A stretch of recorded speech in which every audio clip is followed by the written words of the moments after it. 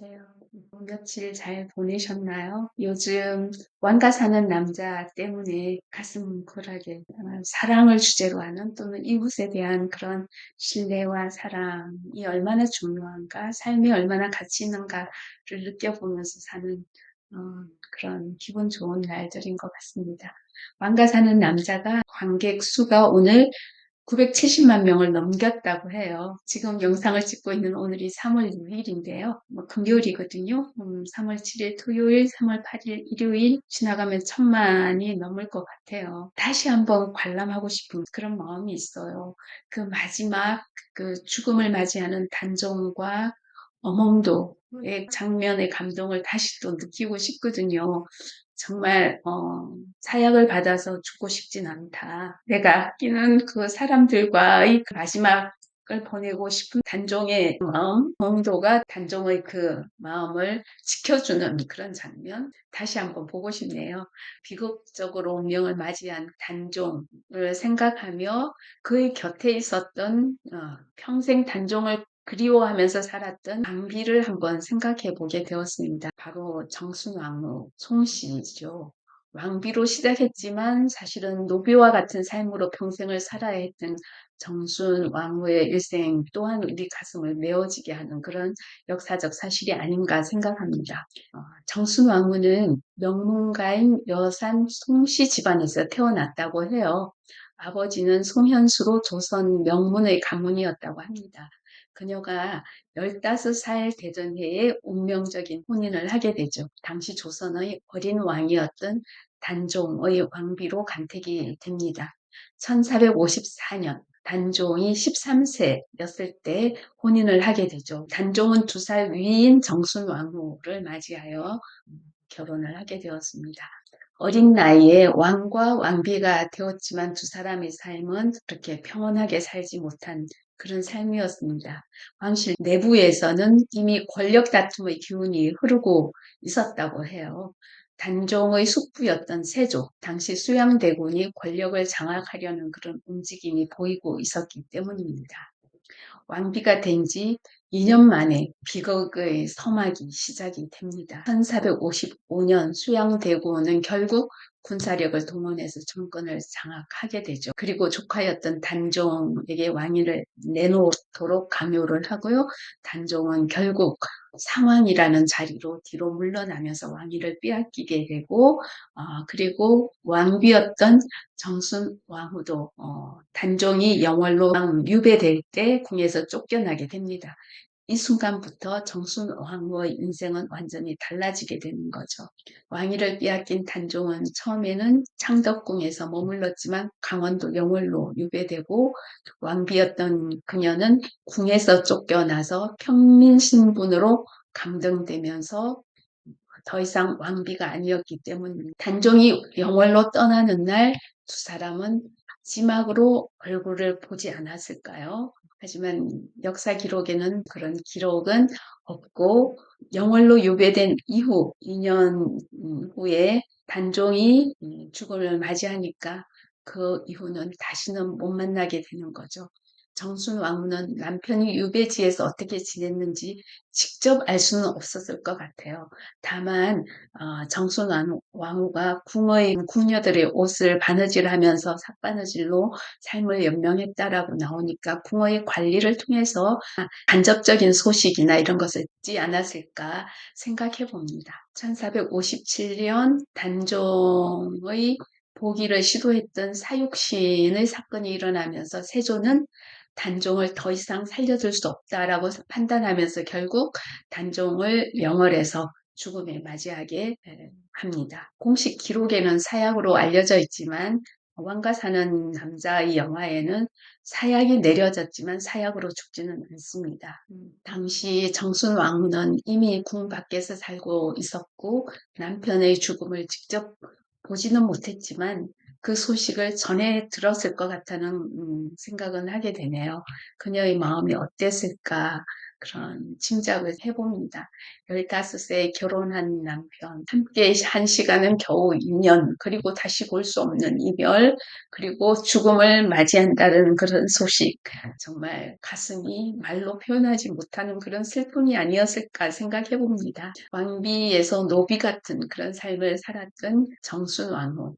정순왕후는 그 이후에 평생을 궁 밖에서 살게 됩니다. 그녀는 궁 근처에서 살면서 궁에서 필요한 바느질하고 잣수 같은 일을 하며 생계를 이어갔다고 합니다. 왕비였던 사람이 하루하루 일을 하며 살아야 했던 거죠. 특히 궁에서 사용하는 옷이나 잣수 이런 것을 하면서 어렵게 생활을 했다고 전해집니다.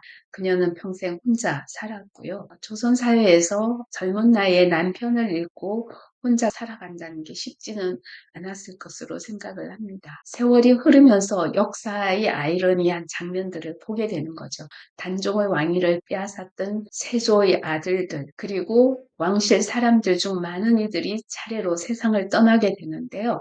그 긴 세월 동안 정순왕후는 살아 있었습니다. 자신의 남편을 죽음으로 몰았던 권력의 중심이 무너지는 것을 하나하나 지켜보면서 살아온 거죠. 그녀가 복수를 하거나 원망을 크게 드러냈다는 기록은 없다고 해요. 하지만 정순왕후의 귀에는 남편의 왕위를 빼앗았던 세조와 그 가족들의 죽음이 들렸을 것으로 생각이 드네요. 첫 번째 소식은 세조의 맏아들 세자의 죽음이죠. 1457년 가을 궁에서 놀라운 소식이 전해집니다. 세조의 맏아들이자 왕위를 이어받을 세자였던 의경세자가 세상을 떠났다는 소식이죠. 그는 아직 20살도 되지 않은 젊은 나이였습니다.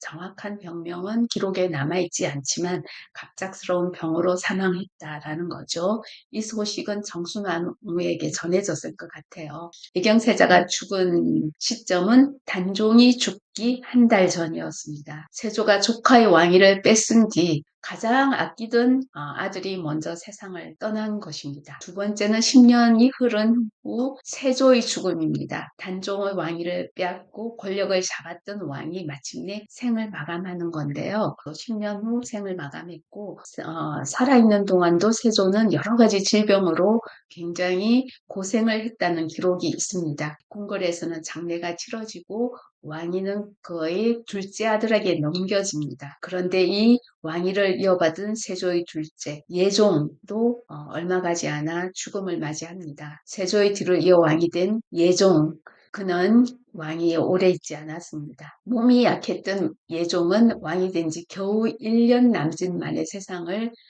떠나게 됩니다. 1469년의 일이었죠. 왕위를 차지했던 세조의 아들들 역시 차례로 짧은 생을 마감하고 있었던 것입니다. 궁 밖에서 살아가던 정순왕후는 이런 소식을 들으며 세월을 보냈을 것입니다.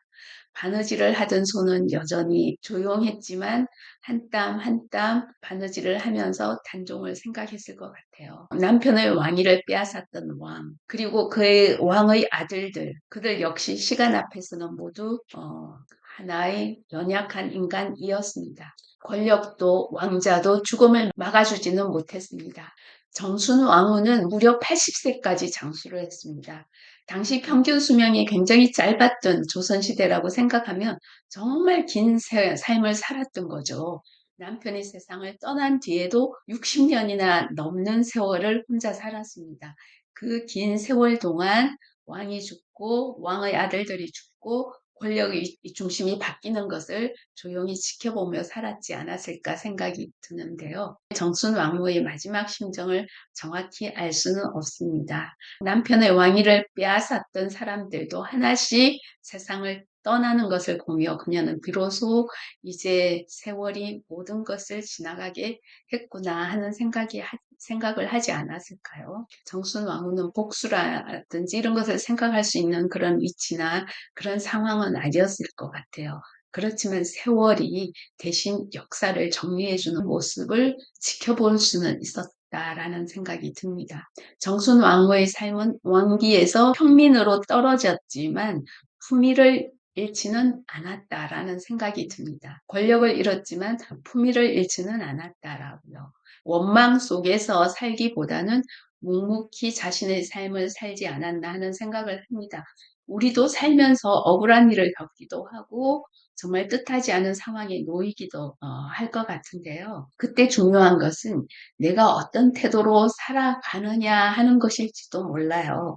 상황이 나를 결정하는 것이 아니라 내가 어떤 마음으로 살아가느냐, 나의 중심이 내 인생을 결정한다는 것이고요.